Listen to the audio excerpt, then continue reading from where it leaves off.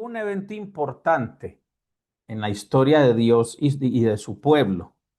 Y fue cuando el rey David trasladó el arca del pacto de la casa de Obed-Edom a Jerusalén. Yo no había caído en cuenta, pero ese traslado del arca de la casa de Obed-Edom a Jerusalén fue un evento magno. Fue un evento de mucho gozo y fue un evento glorioso. Y cuando yo estaba leyendo el texto referente a este evento de la vida de David y de Dios con su pueblo, caí en cuenta que la misma solemnidad y alegría que había mientras el arca entraba a Jerusalén era la misma alegría y solemnidad que cuando Jesús entró a Jerusalén montado en un pollino. Eso fue bien especial porque vemos que definitivamente Dios es profético todo el tiempo. Y todo lo que Dios está haciendo, todo lo que ha hecho, todo lo que permite que veamos, todo va con un propósito. Entonces era bien interesante porque ustedes saben que el arca del pacto también es una representación de Cristo. Y el arca del pacto es una representación de la gloria de Dios, de la presencia de Dios. Entonces, y aquí sucedió algo bien interesante. Vamos al primer libro de Crónicas, capítulo 16, vayan buscando. Es ahí donde se narra este episodio y por primera vez el rey David le delegó un salmo a uno de sus discípulos llamado Asaf, que de hecho en el libro de los salmos hay algunos salmos de Asaf. Asaf era un sacerdote, era un salmista. Se cree que después Esdras fue discipulado por Asaf. Entonces, David le delega a Asaf una palabra, un salmo muy importante, donde están celebrando la llegada del arca a Jerusalén. Ya David había designado un lugar especial para el arca, una tienda especial. Y en este salmo de acción de gracias que está a partir del versículo 7 hasta el versículo 36, en el primer libro de Crónicas, capítulo 16, en el versículo 34 dice, den gracias al Señor porque Él es bueno, porque para siempre es su misericordia. Ahorita Marcos Brunet, en esta adoración que estábamos compartiendo, vemos en el video de Marcos Brunet que él se queda un rato declarando porque él es bueno y para siempre es su misericordia. Cuando yo estaba proclamando el Salmo 136, es bien interesante ese salmo porque no hacía todo un listado de bendiciones y de obras maravillosas de Dios para decir al final, porque Él es bueno y para siempre es su misericordia, sino que por cada acción específica relataba, porque para siempre es su misericordia. Entonces uno llega a un punto en el que se pregunta, ¿qué hay con esa frase? Porque no es una frase que aparece ocasionalmente en la escritura.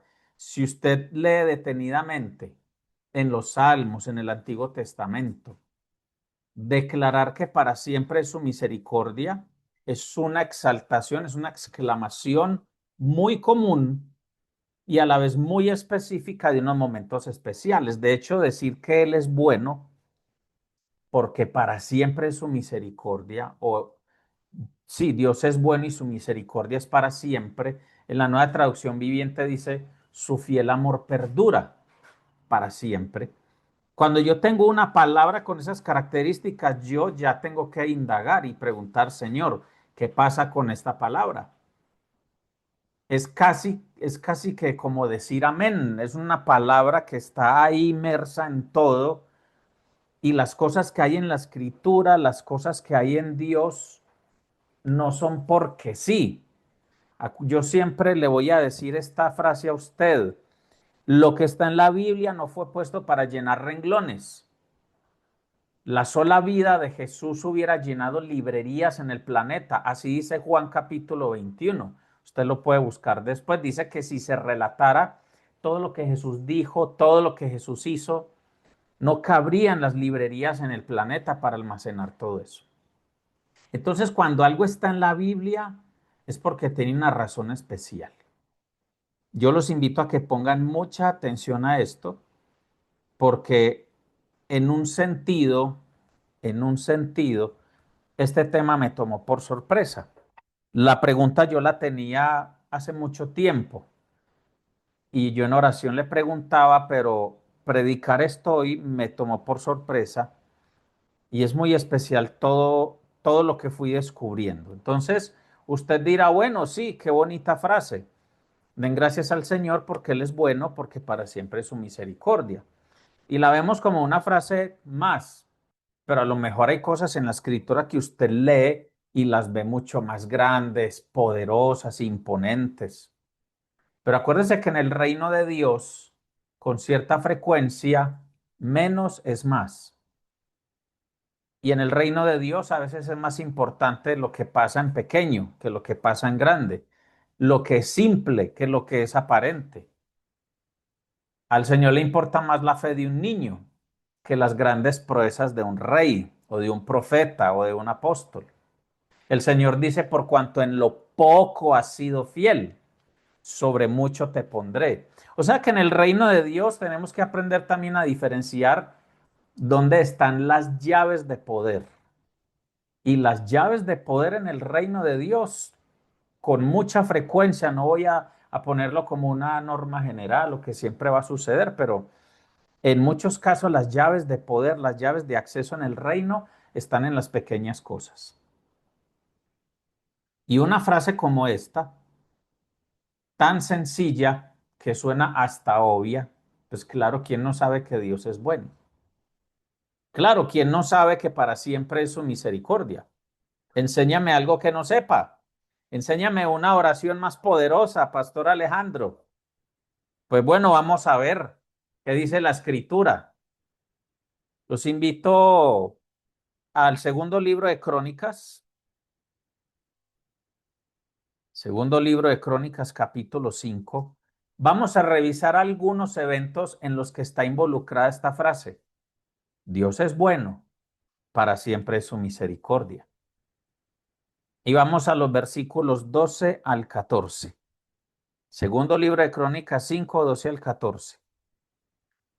Todos los levitas cantores, Asaf, Emán, Jedutún y sus hijos y sus parientes, vestidos de lino fino, con címbalos, arpas y liras, estaban de pie al oriente del altar y con ellos, escuche esto, 120 sacerdotes que tocaban trompetas. Cuando los trompeteros y los cantores al unísono se hacían oír a una voz alabando y glorificando al Señor, cuando levantaban sus voces acompañados por trompetas y címbalos e instrumentos de música, cuando alababan al Señor diciendo, ciertamente Él es bueno porque su misericordia es para siempre, entonces la casa del Señor se llenó de una nube y los sacerdotes no pudieron quedarse a ministrar a causa de la nube, porque la gloria del Señor llenaba la casa de Dios. ¡Wow! Esto fue un evento magno. ¿Qué evento era este? Era la inauguración del templo construido por Salomón. ¿Y qué estaban cantando los sacerdotes encantados, encargados del canto? Cantaban, Él es bueno porque su misericordia es para siempre. Y la nube de gloria fue tan pesada, tan poderosa, que los sacerdotes no pudieron quedarse a ministrar. Piense en eso. Y le voy a compartir otro detalle como el de ahorita de la entrada a Jerusalén. Y cuando yo estaba leyendo esto, el Señor me lleva a Hechos capítulo 1, versículo 15, donde dice que la iglesia que había hasta el momento, la comunidad de los creyentes, era de 120 personas. Que lo más seguro es que ese era el número de personas en el aposento alto en Hechos capítulo 2, cuando descendió el Espíritu Santo como lenguas de fuego. De hecho, en la mayoría de libros de teología o historia bíblica que usted lea, siempre van a decir, habían 120 personas en el aposento alto. Esas fueron las personas que recibieron por primera vez el Espíritu Santo como lenguas de fuego. Ah, qué interesante. ¿Y acaso no somos los nacidos de nuevo en Cristo, reyes y sacerdotes para nuestro Dios? Aquí habían 120 en ese primer templo majestuoso. 120 sacerdotes recibiendo el peso de la gloria, declarando, Él es bueno porque su misericordia es para siempre. ¿Todavía sigue pensando que esto es una frasecita bonita y común? Yo estoy convencido de que esta frase es ungida y hay mucho poder y muchas cosas alrededor de esta exclamación, que nosotros deberíamos incluirla más a menudo en nuestras oraciones, en nuestra forma de dar gracias, en nuestra forma de orar, ya que estamos en este proceso. 120 sacerdotes. ¿Será posible que los 120 del aposento alto declararon esto mientras oraban? Yo estoy seguro de que sí, porque ellos no estaban cantando canciones de Barak, ni de Marcos Witt, ni de Marco Barrientos, ni de nada. Ellos estaban declarando salmos. Eso es lo que hacían los judíos. Oraban los salmos, declaraban lo que los sacerdotes normalmente declaraban en aquellos tiempos. Ellos eran judíos, ellos iban al templo. De hecho, estaban en el tiempo del Shavuot, del Pentecostés, así que estoy seguro que esta exclamación estuvo presente el día de Pentecostés. No estoy diciendo que ciertamente cuando cayeron las lenguas de fuego, pero estoy seguro que en esa reunión de ellos, esta exclamación se hizo porque es una exclamación que para los judíos de ese tiempo era bien conocida y más por las razones que les voy a mostrar acá en el Antiguo Testamento. Vamos a Esdras capítulo 10. Vamos a Esdras capítulo 10. Recuerden que en tiempos de Esdras y Nehemías se estaba reconstruyendo el templo de Jerusalén. Entonces miren todo lo que se va relacionando. Acabamos de ver que en la inauguración del primer templo baja la gloria de Dios como una nube densa, pesada.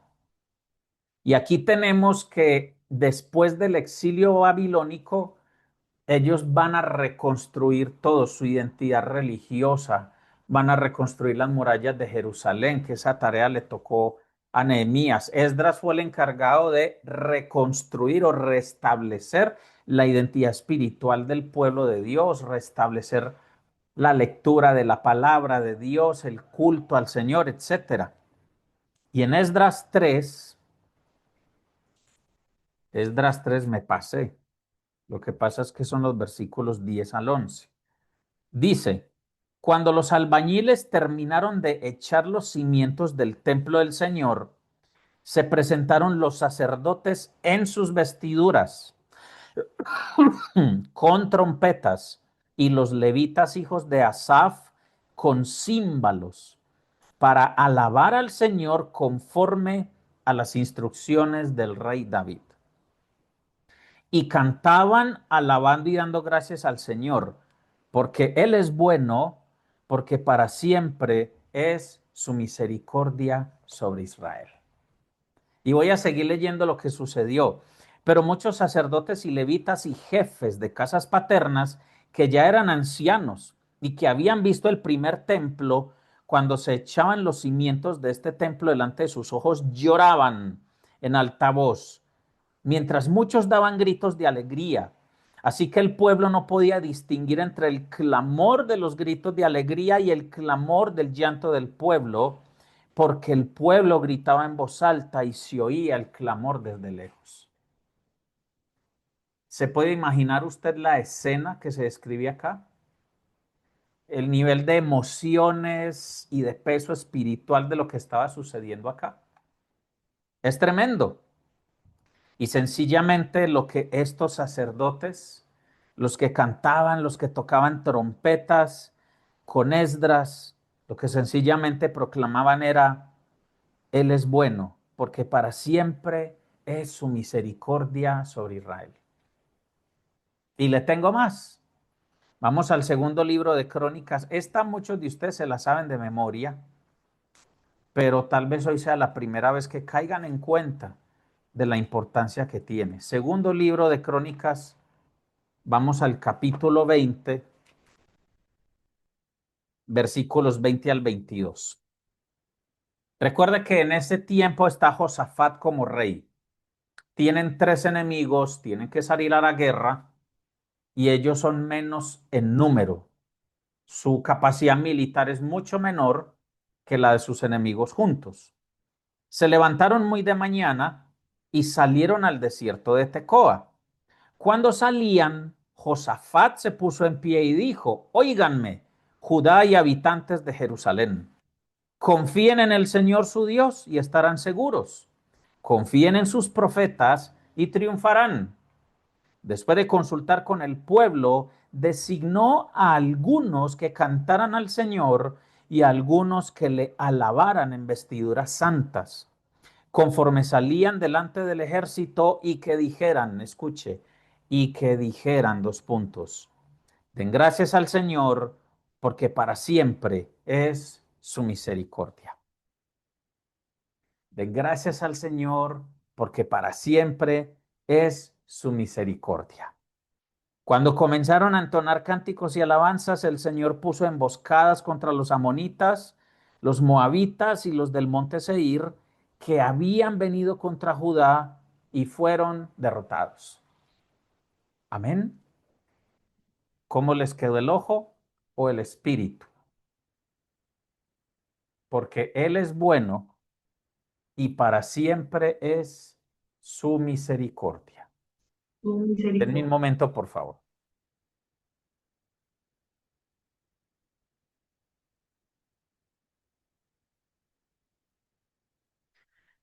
¿Quieren más o Sí, ya no más? sí, sí, más. Vamos a ver quiénes lloran con esta. Esta que viene toca fibras profundas. Está Jeremías profetizando. Está Jeremías recibiendo revelación, palabra del Señor. Y nos vamos a Jeremías capítulo 33. Y sucede algo muy interesante. O más bien, Dios profetiza a través de Jeremías algo muy interesante. De hecho, vamos a leer toda esa profecía porque yo sé que aquí hay, yo entiendo que aunque estamos girando en torno a un tema específico, no es en vano que ese tema tenga que ver con esta palabra. Y yo me atrevo a tomar esta palabra como parte de lo que Dios quiere que tengamos, que retengamos. Vamos a hacer una lectura de este capítulo, porque el capítulo 33 es un evento y una palabra muy poderosa. Así que pongan atención. Entonces vino la palabra del Señor a Jeremías por segunda vez, mientras él estaba aún detenido en el patio de la guardia. Así dice el Señor que hizo la tierra, el Señor que la formó para establecerla. El Señor es su nombre. Clama a mí y yo te responderé y te revelaré cosas grandes e inaccesibles que tú no conoces. Porque así dice el Señor Dios de Israel acerca de las casas de esta ciudad y acerca de las casas de los reyes de Judá, las cuales han sido derribadas para hacer defensas contra los terraplanes de asalto y contra la espada. Mientras ellos vienen a pelear contra los caldeos que llenarán la ciudad con los cadáveres de los hombres que herí en mi ira y en mi furor, pues yo había escondido mi rostro de esta ciudad a causa de toda su maldad, pero ciertamente yo le traeré salud y sanidad, los sanaré y les revelaré abundancia de paz y de verdad. Restauraré el bienestar de Judá y el bienestar de Israel y los reedificaré como eran al principio. Los limpiaré de toda la maldad que cometieron contra mí y perdonaré todas las iniquidades con que pecaron contra mí y con las que se rebelaron contra mí. y la ciudad será para mí un nombre de gozo, de alabanza y de gloria ante todas las naciones de la tierra, las cuales oirán de todo el bien que yo le hago y temerán y temblarán a causa de todo el bien y de toda la paz que yo le doy. Así dice el Señor, en este lugar del cual ustedes dicen es una desolación sin hombres y sin animales, en las ciudades de Judá y en las calles de Jerusalén que están desoladas, sin hombres, sin habitantes y sin animales, se oirá de nuevo, escuche, se oirá de nuevo, versículo 11, voz de gozo y voz de alegría, la voz del novio y la voz de la novia, la voz de los que dicen, den gracias al Señor de los ejércitos, porque el Señor es bueno, porque para siempre es su misericordia. Y de los que traen ofrenda de acción de gracias a la casa del Señor, porque restauraré el bienestar de esta tierra como fueron al principio, dice el Señor.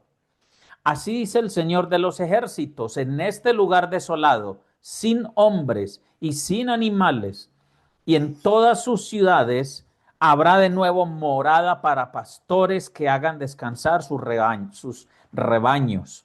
En las ciudades de la región montañosa, en las ciudades de la llanura, en las ciudades del Negev, en la tierra de Benjamín, en los alrededores de Jerusalén y en las ciudades de Judá, volverán a pasar las ovejas bajo las manos del que las cuenta, declara el Señor.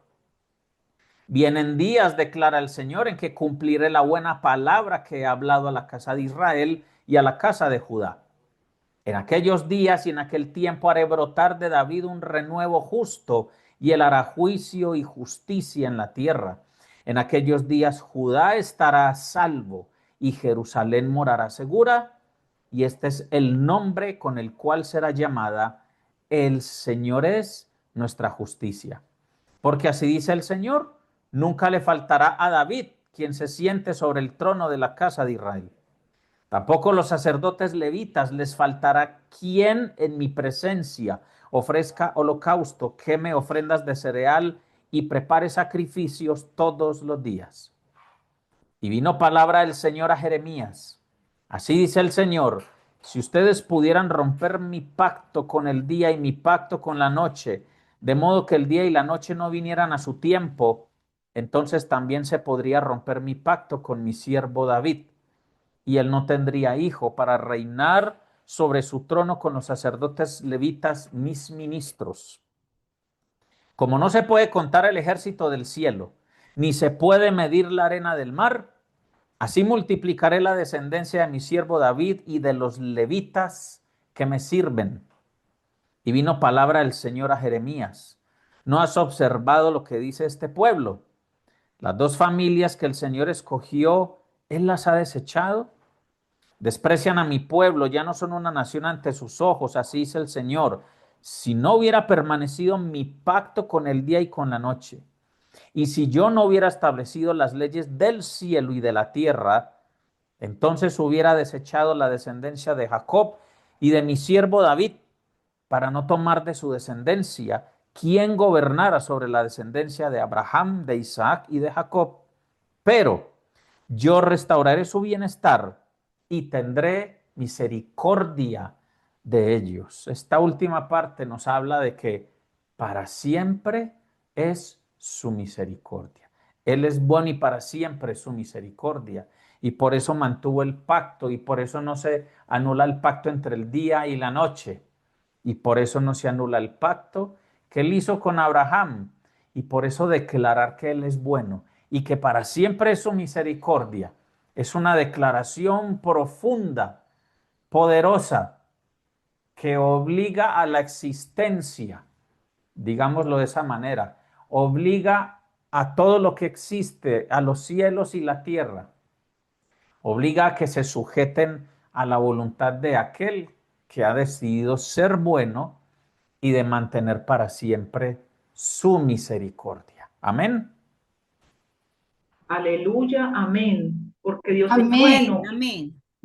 es su misericordia. Gracias, Padre. Hay dos salmos muy importantes para usar en nuestras oraciones que son misiles de largo alcance. El Salmo 118 ratifica esto, el Salmo 136, como se los leí al principio, y ya entienden por qué por cada acción dice, porque para siempre es su misericordia, porque para siempre es su misericordia, porque no podemos dejar de declarar eso.